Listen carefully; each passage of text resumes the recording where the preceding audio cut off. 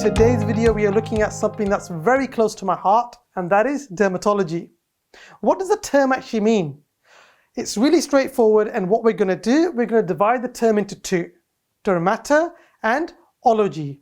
Dermata means skin, and ology stands for the study of. So essentially what we have is the study of the skin, and we're also going to focus on the disease process and the disease itself.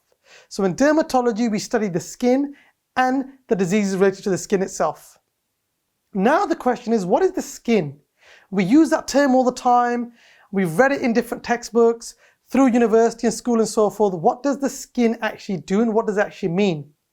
Well, the skin forms one of the largest organs, or the largest organs in the human body.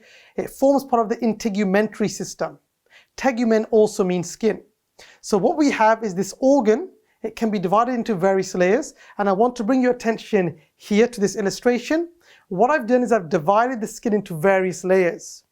We have the epidermis, we have the dermis, we have the hypodermis, and we have the muscle. Now remember folks, the word epi means above, so the epidermis is above the dermis itself.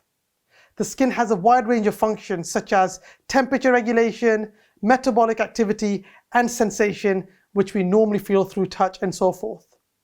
Now, the main thing is, how are you going to use this knowledge in order to reach a clinical diagnosis for treatment of patients who have dermatology-related diseases? Again, as with any clinical decision making, the history is important. So you undertake a history. You have a presenting complaint, you have the history of presenting complaint, you have the past medical history, social history, drug history, and then you couple that at the end with a review of systems.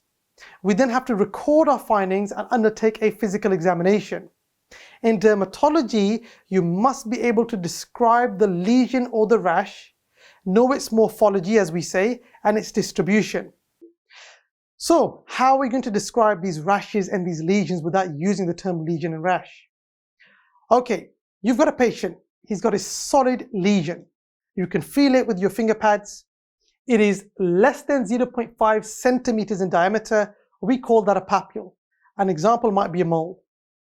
Now you've got a second patient. He also has an elevated solid lesion, but it's greater than 0.5 centimeter in width and in depth. We call that simply a nodule. An example might be a wart. Now you have another patient. He presents to you with a fluid-filled lesion. So he's got fluid within that lesion. What term can you use then? Well, if it's less than 0.5 centimeters in diameter, call it a vesicle. An example is in herpes simplex virus. What if the actual lesion itself is fluid-filled, it's greater than 0.5 centimeters in diameter? You can't use the term vesicle. Instead, we call it a bulla. Now let's move on to the flat lesions. So these are lesions that are flat. If you were to close your eyes and you were to run your fingers over the lesion, you wouldn't know it's there. We have a macule and we have a patch. So if this flat area is less than 1 centimeter in diameter, call it a macule. For example, those patients have freckles. What if it's more than 1 centimeter in diameter? We can call it a patch. So if it's a flat area, less than 1 centimeter in diameter, call it a macule. For example, if it's a freckle, we can call that a macule. If it's a flat area, it's greater than 1 centimeter diameter, we can call that a patch. Let's move down now. We've got pus filled. So you have a patient, he's got this rash, he's got this lesion, this pus inside. What can you term it? Well, if it's less than 0.5 centimeters in diameter, call it a pustule. For example, if you now have a patient with acne, he suffers with a pustule or a group of pustules. But what if it's more than 1 centimeter and it has pus? So if it's more than 1 centimeter in diameter, it's got pus, simply call it an abscess. Let's move on to the last one. If there's dermal edema, commonly seen where you have these wheals, and the condition that is commonly associated with wheals is urticaria.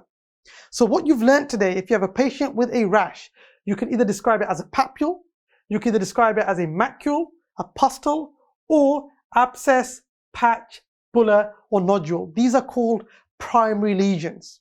So you'll take a history, you'll undertake a physical examination, and then you'll record your findings. So discard the rash, discard the lesion, start to look at these terms. I hope you found this video useful. Subscribe to my YouTube channel.